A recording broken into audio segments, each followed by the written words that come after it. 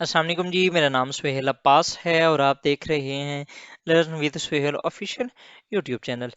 नाज़रीन, आज हम देखेंगे, एक टॉपिक है हमारा करंट अफेयर का, Pakistan is not a democracy.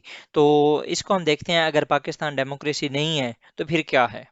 ठीक है। क्योंकि जो डेमोक्रेसी होती है उसके बारे में अगर आपको याद होगा, अब्राहम लिंकन ने कहा था, democracy is the government of the people, for the people, by the people.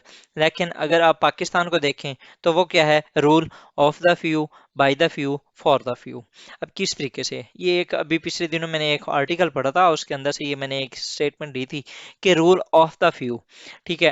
अगर आप देखें रूल ऑफ द फ्यू के अंदर, आपको मुल्क जो है पाकिस्तान का जो कंट्री है वो आपको कुछ एक गिने चुने ख़ानदान हैं, लाइक आप शरीफ ख़ानदान को देख लें। उसके अलावा पाकिस्तान के अंदर जरदारी ख़ानदान या भुट्टो ख़ानदान, उसको देख लें। ठीक है। उसके अलावा जो सैयद हैं, लाइक शाह महमूद कुरैशी हो गया। उसके अलावा खुर्शीद शाह और इस तरीके के जितने भी सैयद फैमिली है उसको आप देख लें। उसके अलावा आप लगारी ख़ानदान देख लें। ठीक है। उसके अलावा मतलब क्या, इस तरीके के ये कुछ गिने चुने खानदान हैं जो कि पाकिस्तान के ऊपर रूल कर रहे हैं। Rule of the few, by the few. ठीक है। और फॉर द फ्यू, अब इनका जो काम होता है, बाय द फ्यू भी मतलब कि वो ही कुछ एक गिने चुने लोग हैं, ठीक है, जिनकी वजह से, जिनसे ये मतलब कि अपना जो इनका मैंडेट होता है वो लेते हैं। ठीक है। और फॉर द फ्यू किस तरीके से कि ये इनका जो वेस्टेड इंटरेस्ट होते हैं वो इनके अपने ही होते हैं। आज तक देख रहे हैं जितने भी, मैं इवन के आपको सिर्फ एक एग्जांपल दे देता हूँ। मुझे मेरा एक बार रायमंड जाने का इत्तेफाक हुआ। तो जैसे ही मैं जाती उम्रा वाले रोड पे चढ़ा तो मुझे ऐसे लगा कि मैं मोटरवे पे चढ़ गया हूँ। ठीक है। आप अपने मुल्क के जीटी रोड्स को देख लें।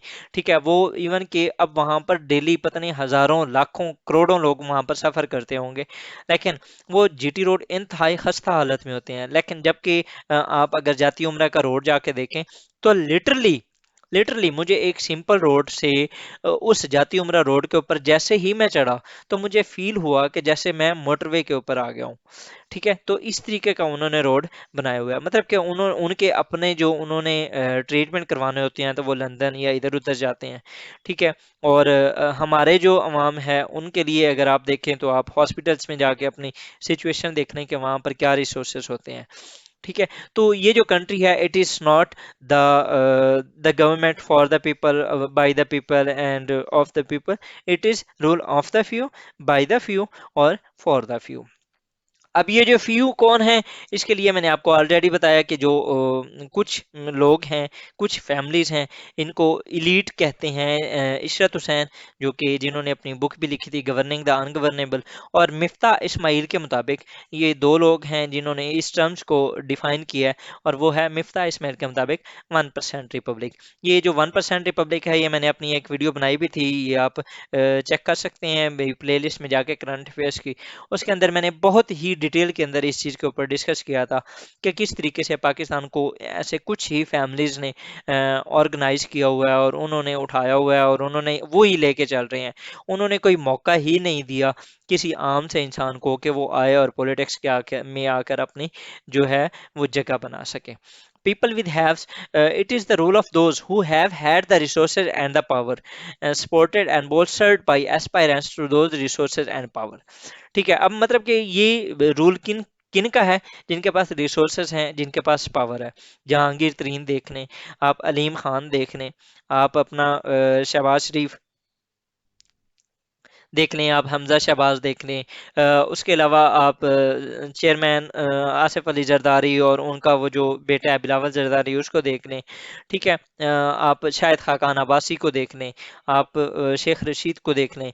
ठीक है। मतलब कि ये जो सारे जितने भी पॉलिटिशियंस हैं उनके पास क्या है, उनके पास रिसोर्सेस हैं, उनके पास पावर है और उनके पास सपोर्ट है। किसकी? उनकी, जिनके पास ये रिसोर्सेज हैं। लाइक अब अगर इमरान खान भी आया था तो उसके पास बैक एंड के ऊपर जो उसकी उसका हथियार था, उसके पास जो पावर थी, उसके जो रिसोर्सेज थे, वो अलीम खान और जहांगीर तरीन थे।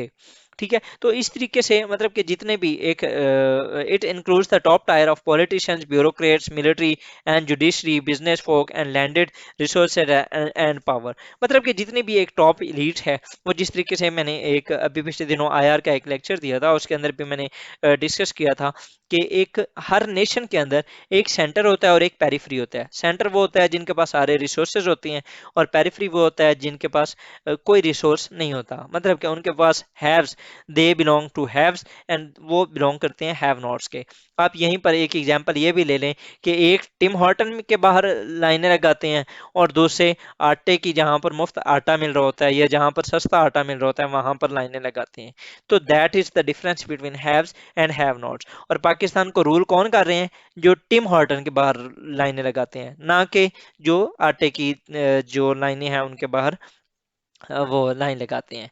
अब कॉपरेशन जो बाई एलीट है, अब वो एलीट क्या करती है कि उन्होंने अपने आप को इनरिच करना होता है, उन्होंने अपने जो वेस्टेड इंटरेस्ट हैं उनको उन्होंने पूरा करना होता है, उन्होंने जो लॉज बनाने हैं, उन्होंने जितने भी बिल पास करने हैं। अगर आप तोशाखाना केसेस देख लें, ठीक है, आर्मी के जो पासेस हैं, जो बिल्स वगैरह होते हैं वो देख लें, आप इलेक्शन के जो अमेंडमेंट्स हैं वो देख लें, आप नैब की अमेंडमेंट्स हैं वो देख लें, आप पार्लियामेंट के अंदर जो डिस्कशंस हो रही हैं वो देख लें, आप ओवरऑल जो जल्द से जुलूस हुए हैं उनके अंदर जो स्टेटमेंट्स हैं और जो इनके एक्शंस होते हैं पॉलिटिशियंस के पार्लियामेंट के आने के बाद, वो देख लें। तो आपको आइडिया हो जाएगा कि ये सारी जो एलीट है वो सारी एक दूसरे के साथ कोऑपरेट करती है, and they cooperate for their own vested interest, not for the people, not for the Pakistan. अगर नेशनलिस्टिक लीडर हों, अगर नेशन को बनाया जाए एज एजेंडा, तो मुल्क के अंदर एजुकेशन भी हो, मुल्क के अंदर रोड्स भी हो, मुल्क के अंदर हेल्थ हो,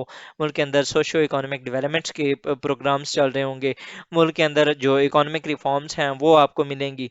आप ये सारी चीज़ें देख सकते हैं। चाइना के अंदर डेंग शाओपिंग आया, उसने ओवरऑल दुनिया को, उसने चाइना को चेंज करके रख दिया। मलेशिया के अंदर ली कुआन यू आया, उसने सारा कुछ चेंज करके रख दिया। लेकिन पाकिस्तान के अंदर ऐसा चांस ही नहीं है। So in a nutshell, Pakistan is not a democracy. It is oligarchy. Oligarchy वो होता है जो जिसके अंदर जो रूल किया जाता है वो कुछ जो लोग होते हैं, कुछ फैमिलीज होती हैं, वो रूल करती हैं। तो ये था जी हमारा आज का लेक्चर, जिसके अंदर जो मैंने डिस्कस किया है, इसको आप अब ये जो पॉइंट है इसको आप यूटिलाइज कर सकते हैं in your essays, current affairs, Pakistan affairs, या किसी भी कहीं पर आप कोई डिबेट कर रहे होते हैं, तो वहाँ पर आपको ये जो चीज़ें हैं आपको आपके जो पॉइंट्स हैं उनको, या आपके जो आर्ग्यूमेंट्स हैं उनको सपोर्ट कर सकती हैं। फॉर द टाइम बिंग जी, thank you for watching my video. अगर आपको अच्छी लगी हो तो, इन्फॉर्मेटिव हो तो लाइक करें, सब्सक्राइब करें और शेयर करें विद योर फ्रेंड्स। और अल्हम्दुलिल्लाह मैंने अपना जो चैनल है उसके ऊपर 300 प्लस जो मेरी वीडियोस हैं वो बन चुकी हैं। आप ये चैनल विजिट करें, और इसके अंदर इंग्लिश ऐसे, उसके अलावा करंट अफेयर हो गया, पाकिस्तान अफेयर हो गया, आईआर हो गया, इनके लेक्चर्स जो हैं वो आपको मिलेंगे। और मंथ वाइज भी मेरे जो लेक्चर्स होते हैं वो ऑलरेडी अवेलेबल होते हैं। मतलब कि हर महीने के अंदर जो मेजर डेवलपमेंट्स होती हैं उनके ऊपर मैं डिस्कस करता रहता हूँ। तो आप इसको विजिट कर सकते हैं, एक्सप्लोर करें। और क्वालिटी ओरिएंटेड के लिए, सॉरी, क्वालिटी ओरिएंटेड डाटा के लिए you can explore my channel. Thank you ji, अल्लाह हाफिज़, जज़ाकल्लाह।